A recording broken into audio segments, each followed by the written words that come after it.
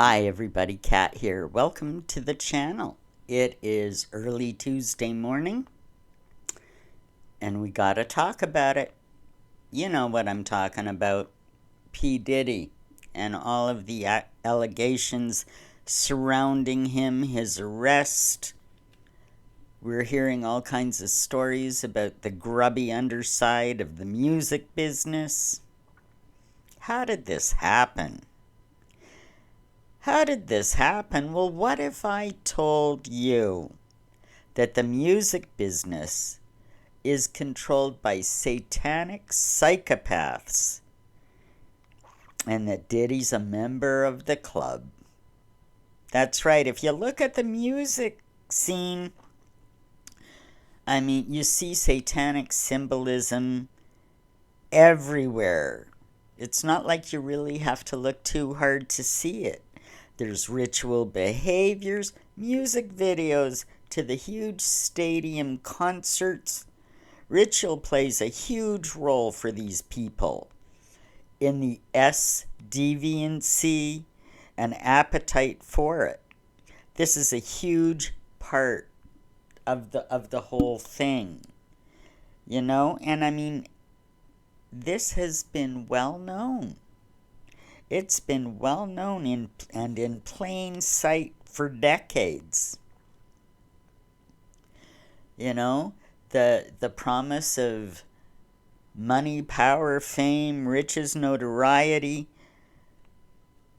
Parents will give up, sacrifice their children for this tainted promise, and we can go back. Look at Elvis. Yeah, Elvis, the king of pop. When he was in the 60s, he was drafted.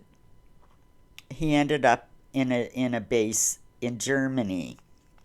He did, I don't know, a couple of years stint or something like that in the army. He was on a base in Germany and he happened to meet, some other American, the other American soldiers and his generals and stuff that were there. And while he was there, don't you know, he took a shine to one of the general's daughters. That was Priscilla. He told her father that he wanted to take her back to the States with him. Her parents agreed.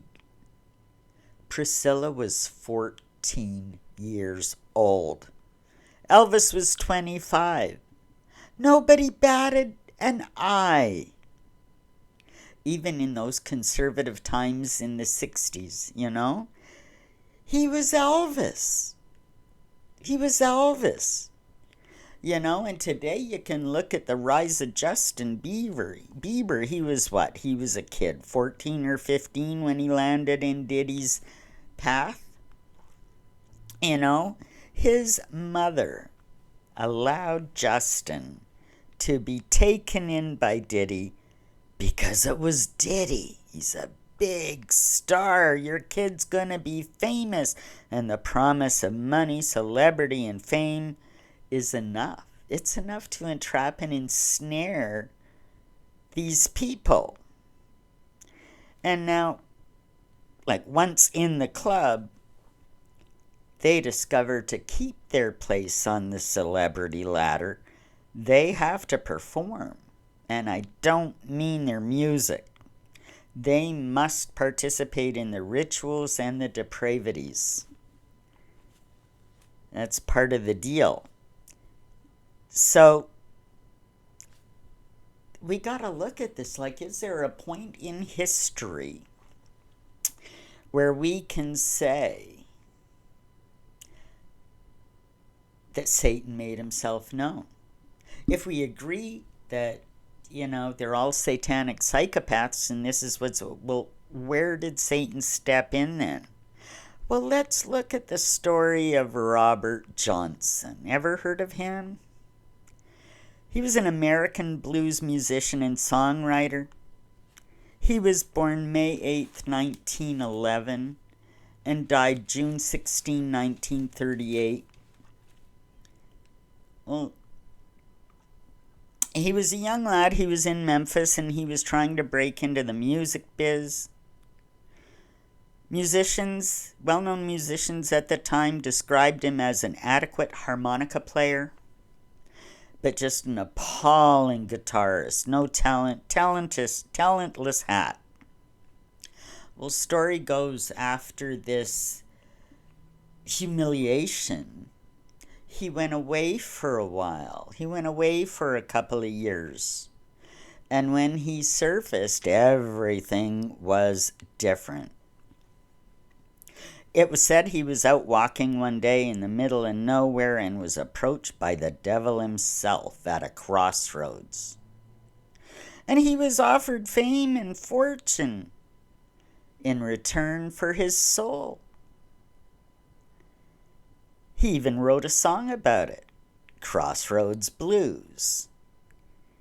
Now, is that to be believed? Well, when he came back on the scene, he absolutely blows everybody out of the water with his music, his lyrics, his talent on the guitar. He skyrocketed to fame, and even though his recording career lasted a mere 7 months, the Rock and Roll Hall of Fame describes him as the first ever rock star. That's right. These days, we've heard a lot. Katy Perry, all kinds of them have said, my career was going nowhere, whatever. I sold my soul to the devil. It's a thing. It's a thing. And whether you believe in the devil or not, or any of this, they do. And they attribute their success to that, so they participate in the rituals and stuff. I mean, these days you don't have to look too hard to see the satanic influence in the music business. Not at all. Look at music videos, the vile nature of some of the lyrics, big rock concerts. Is it a rock concert or is it a ritual? There you go. They're a ritual. Have you ever heard of the word entrainment? See how the whole audience acts and the energy produced. These people are, not only preying on people in many, many ways, they're also energy vampire. The energy produced by, say 90,000 people in a stadium, can you imagine? Is it a ritual? Well, have you heard, every time there's a Taylor Swift concert, people come away and say, geez, I'm glad I took a whole bunch of video because I don't remember a thing what happened. These are rituals. Whether you believe it or not, whether you believe in it or not, just by being part of it, you're participating. And delving into satanic ritualistic behavior, even if you don't believe it, even if you don't know what you're doing, it's true.